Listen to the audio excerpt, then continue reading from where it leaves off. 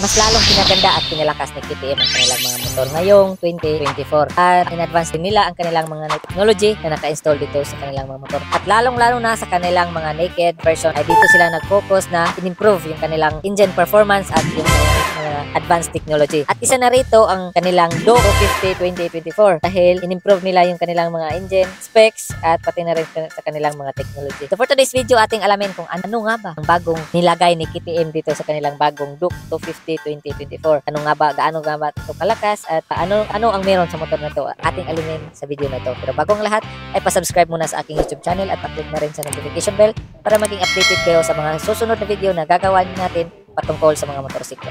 Alright, let's go. Itong Duke 250 2024 ay mas maganda ito. Mas lalong pina-agresibo at napaka-stylish ng kanyang pagkagawa. Yung kanyang mga fairings ay napaka-perfect at napaka-agresibo at perfect edge yung pagkagawa ng kanyang mga fairings. Now, pag-uusapan natin sa kanyang engine. Ano nga ba ang meron sa motor na itong Duke 250 2024? Ang Duke 250 2024 ay meron itong engine displacement na 249 cubic centimeter na meron itong single cylinder, 4-stroke, single overhead cam, naka 4 valves at naka liquid cooled na rin na naka Euro 5.2 engine. Sa kanyang gearbox naman ay meron itong 6-speed gearbox na merong quick shifter or optional lamang ito at meron na din itong assist and slipper clutch. So mas maganda ito at mas komportable ka dito sa pagdadrive nitong motor na to. Kaya rin itong maglabas ng maximum power of 30.8 horsepower at 9,000 RPM. Samantalang sa kanyang maximum torque naman ay kaya itong maglabas ng 25 Nm at 7,500 RPM. Sa kanyang seat height, meron itong Duke 250 na seat height na 800 mm. So mas mababa ito at mas madali itong imaneho sa mga beginners na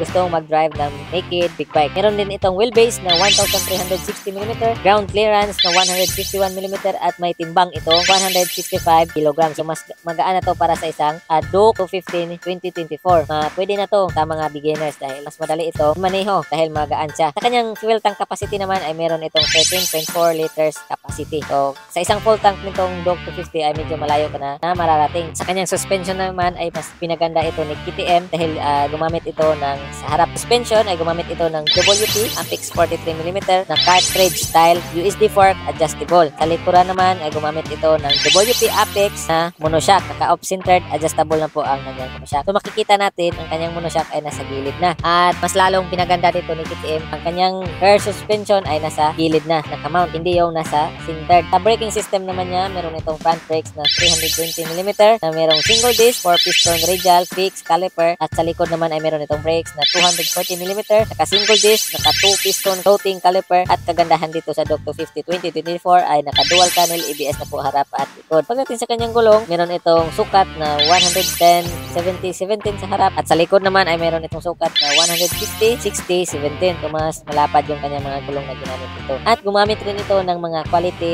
tested na mga gulong na mas makapit sa daan. Gumamit sila dito ng Michelin tires. Alam naman natin na yung mga Michelin tires ay ito yung mga magaganda at karamihan dito ay ginagamit ito sa mga race track dahil ganda at may quality itong mga gulong na to. Itong Duke 250 2024 ay gumamit ito ng magagandang chassis. Sa kanyang frame ay gumamit ito ng steel trellis frame at naka-powder coated na pega. So mas matibay yung kanyang chassis at iwas kalawang po ito. Kung mapapansin nyo, ang unang mapapansin dito sa Duke 250 2024 ay yung kanyang bagong style na headlight, bagong shape na may agresibo at napakagandang tingnan. Yung kanyang bago ring mga LED lights na mas malakas at kanyang DRL na mas lalong pina-agresibo ang mukha ng Duke 250. Available po ang Duke 250 2024 sa dalawang color. Meron itong ceramic white at electronic orange. Meron din itong new 5-inch LCD display with smart connectivity. So, maraming advanced features itong Duke 250 at sa price naman nito ay wala pa tayo nakakakuha ng informasyon kung magkano talaga. At hopefully, ilabas nila ito sa 2024. Sure na mas